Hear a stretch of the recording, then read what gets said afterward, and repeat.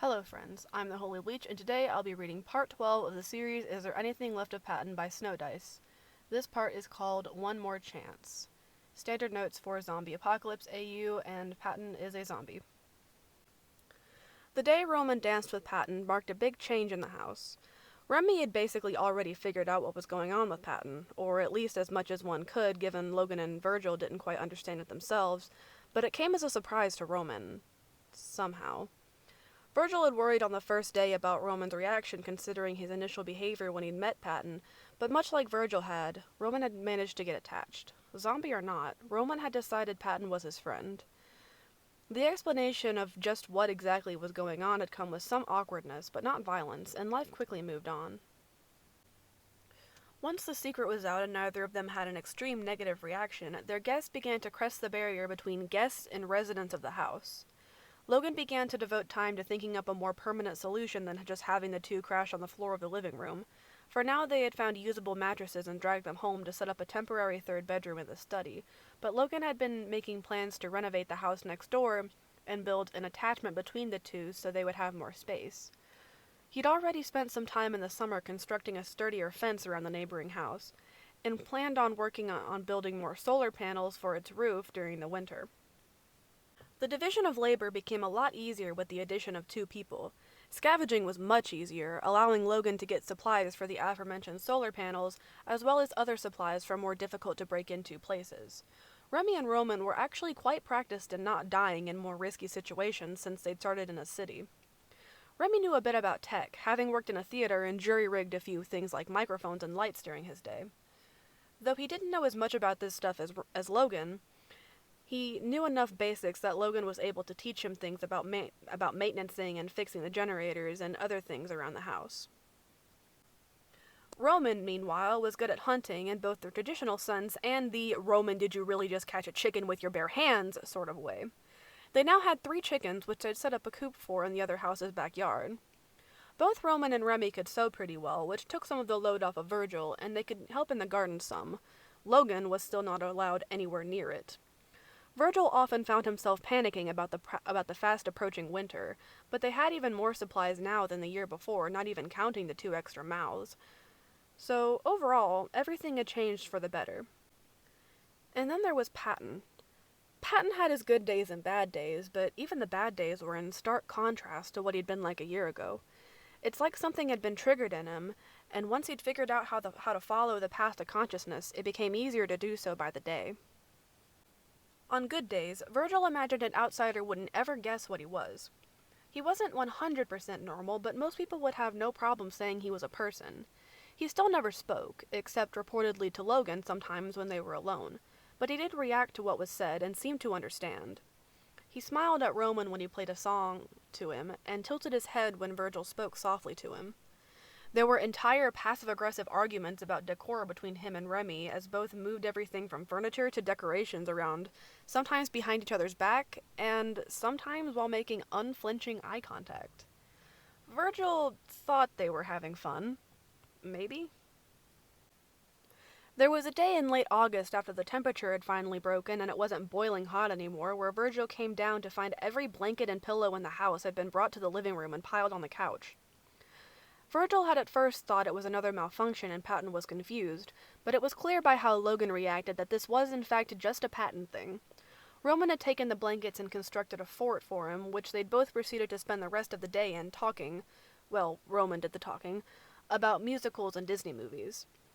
Then there were a few times where Virgil caught him staring at a full cup of water sitting in the armchair. He'd sheepishly pretend he'd gotten the water to drink it, and Virgil let him. Virgil's hoodie just as often ended up folded outside his bedroom door in the mornings as it ended up in the washing machine, and sometimes Patton would even come find him and hand it to him. They hid the macaroni and cheese and woke up to the entire loaf of bread that had been on the counter gone, and cold grilled cheese in the refrigerator. They put the macaroni and cheese back.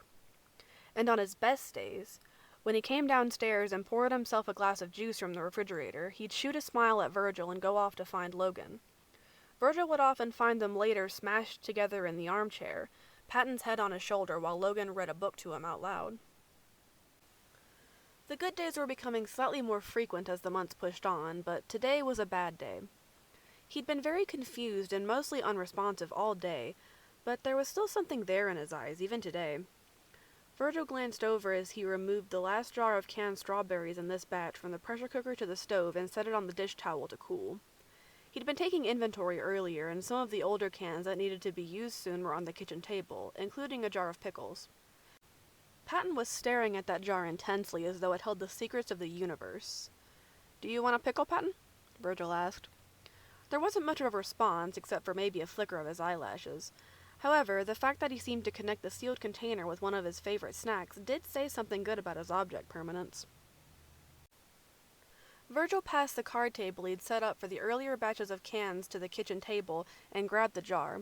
He quickly took out one of the pickles and closed the can back up tight so the man wouldn't try to eat the contents all in one go. He placed the pickle down in front of Patton. He immediately grabbed it, and Virgil quickly turned away so he wouldn't have to watch that. When he looked back, the pickle was gone, and Patton had placed his chin on the table once again to stare at the jar intently. "You just keep doing that, buddy," Virgil said before turning back to his canning station on the counter. He'd been working all day, and this next batch would be his last. He started spooning pre-prepared strawberries into the jars as he heated the water back up in the pressure cooker. He heard Patton shifting around, but didn't pay him much mind, too engrossed in his task. Annoyingly, it ended up that he was about half a can short on his mixture. He must have filled one of the earlier batches too full, and now everything was uneven. It wasn't a big deal, but still irritating. He just placed the last lid on when a hand suddenly appeared next to him and he jumped. Honestly, one would think he'd be used to Patton randomly reaching for him by now. Except, unlike what usually happened, the hand went for one of the jars from the last batch instead of for Virgil himself. There was a quiet pop before the jar was set back down with its lid off. Virgil blinked at him. He blinked back and then wandered away. Virgil's eyes followed him, which is when he saw the card table. Every single jar was opened. "Oh, you've gotta be kidding me, Patton." Patton gave him a curious head tilt, looked at the dozens of open cans, and then looked back at him. Virgil put his head down on the counter and let out a long, loud groan. He was actually impressed by his own lung capacity. There were footsteps from the living room after about 15 seconds of sustained groaning. "What happened?" Logan asked. "I just wasted an entire day on canning is what just happened," Virgil sighed, gesturing to the many, many opened cans. Logan's presence in the room seemed to pull Patton in, and he walked up to him, kind of bumping into his front. Logan's arms came up to hug him softly, and he rubbed his back a bit. Virgil watched as, after a moment, Patton tilted his head a bit to angle his mouth towards Logan's ear. Virgil raised an eyebrow at that. Logan hummed after a few seconds and pressed a kiss to the top of Patton's head. "It's okay, love. I'll help Virgil clean it up for you. You don't have to worry." Virgil blinked. "Yeah, no, it's fine, Pat. I get it. You're good. It's just a few cans." "How about I take you upstairs and you can lay down for a bit?" Patton nodded. "All right, I'll be down in a few minutes," Logan said to Virgil before starting to guide Patton upstairs. "You will not," Virgil muttered, knowing it would be at least an hour, maybe 2 before he could pull himself away. Yet he was more amused than annoyed by the fact. Virgil turned to look at the state of the kitchen as they disappeared up the stairs. "Well, I guess I get one more chance to make sure the strawberry levels are even in all of the cans." Thank you so much for listening, and thank you to Snow Dice for allowing me to read this fic. If you like their writing and would like to read more, I have a link to their master list in the description, and if you like my voice, I have more videos like this on my channel. The last part of this series will be posted on Saturdays, so be on the lookout for that. And I think that's all I need to say. So I hope you have a wonderful day, and stay safe out there, guys.